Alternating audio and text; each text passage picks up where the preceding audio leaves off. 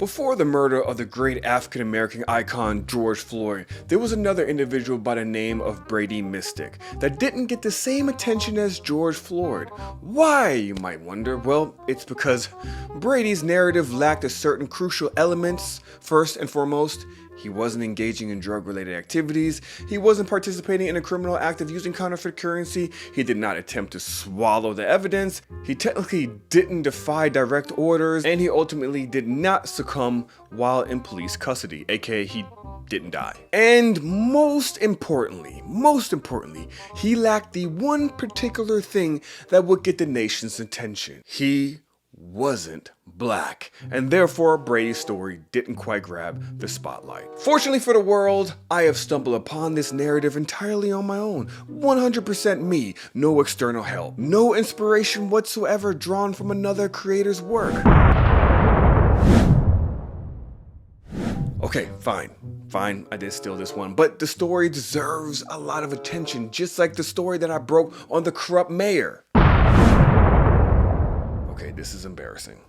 Brady Mistic was on his way to wash some clothes. He was headed to a laundromat when he accidentally ran a stoplight. He pulled into the parking lot, and upon exiting the vehicle, he was welcomed with bright lights and cops yelling at him. Take a look. A routine traffic stop turns physical when the driver suddenly gets out of the car. Sit back in your car. Sit back in your car. Run up on us like that? Excuse me? Who do you think you are?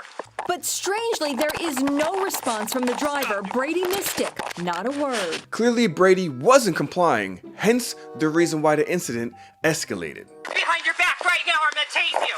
Tase it. Stop! Eventually. Sit. What are you doing? Stay sitting. Stop, Sit. dude. Hot down. Stay down. What do you want? Why just help me? Don't run at us like that. Hot down. Just sit down. You're deaf? Wait, what did he say? Hot down. Oh, yeah, did I forget to mention that Brady Mistic is legally deaf? 26-year-old Brady Mistic says he was beaten during the scuffle and shaken up emotionally. He is speaking with Inside Edition through an interpreter. The woman police officer was on top of me, yelling at me. I'm assuming to put my hands behind my back. Arms behind your back right now, or I'm gonna tase you. I tried to communicate that I was deaf, but with my hands behind my back, I can't communicate that. That's right, Brady Mistic got arrested for being legally deaf and unable to hear the police officer's commands, which prompted the officers to tackle him and then repeatedly tasing his ass as he was not following their commands. Let's get the camera a little bit closer. Brady, I'm talking to you, buddy. Listen to me. Do better hearing. Seriously. What the fuck are you talking about? I'm being facetious, of course, okay? Let's just be real. Clearly, Brady is hearing impaired and could not follow any commands of officers, as he was likely confused at what was going on when he stepped out of his vehicle. Lights blasting into his face, clearly making it impossible for him to be able to read the officer's lips, which of course infuriated the pigs. Shame on you, Brady, for not hearing. Once the defender executed a textbook tackle with a precision and power, shutting down the opponent's advances in display of defense brilliance on the field, causing the officer to break his leg. As a result of this tackle, this mere perfect tackle by the way, the body cam was dislodged. All you heard were commands urging the individual to cease resisting. Get your hands behind your back right now. Arms behind your back right now, or I'm gonna tase you. Tase it. Get your hands behind your back. The problem is when you're deaf, you need these things called hands to communicate, to do sign language. And those things were handcuffs.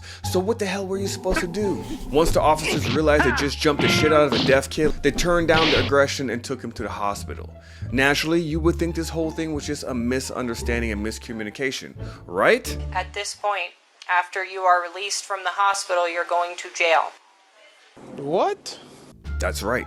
They still charged him, and the police justified their actions by claiming that Brady's approach to their car quickly raised concerns for their safety. I pulled him over for failing to stop at that stop sign. He got out of his car and approached my car very quickly.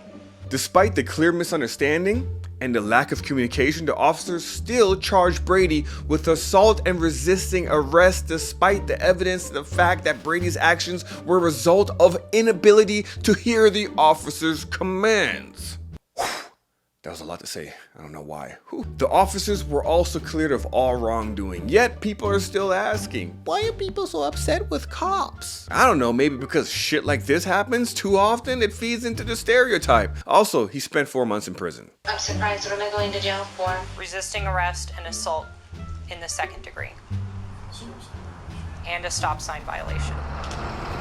Idaho Springs police say her partner, Hanning, broke his leg during the arrest. The former chief reviewed the incident and determined the officer's actions were appropriate.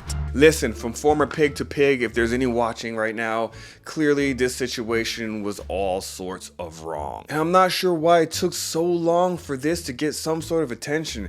Kind of like, I don't know why you haven't subscribed right now or smashed the like button. It just seems naturally if you've gotten this far, you would do that. This is the worst. And all too common after this incident, like what happened to Brady, he decided to sue, and rightfully so. They didn't stop behind the vehicle to let them know that, hey, I'm pulling you over.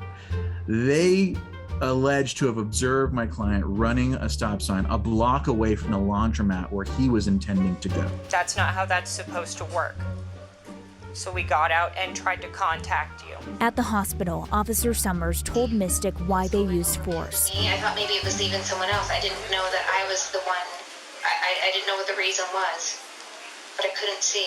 I understand that, but you should have stayed in your vehicle. With that being said, I am keeping a close eye on this situation, and it looks like Brady has a good case here under the 4th Amendment. And since I am not a lawyer, I'm going to refer to a clip from Nate the Lawyer's video and act as if he's assisting me in this video on explaining the 4th Amendment. So over to you, Nate the Lawyer. So I think Brady's best claim is a 4th Amendment claim, saying that this was an unreasonable search and seizure of his person.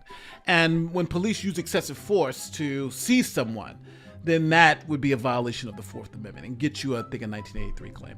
So, he's a deaf driver, and he's going to claim that police are the ones that escalated the situation because he got out of his car to go into the laundromat. They tased him without justification, and it was all because he was deaf. He couldn't hear what they were saying. If he could hear them, then he was complying. So what say you? What's your thoughts on this entire situation? Is it justice for Brady? Was Brady wrong for being deaf? Did the officers have the justification to tase several times as they had difficulty understanding the deaf accent? You know what I'm talking about, right? The deaf accent? It's kind of like, Indian people have a certain accent, deaf people have that. I can't hear you. I love you. Hello, my name is Roger. I'm gonna get canceled.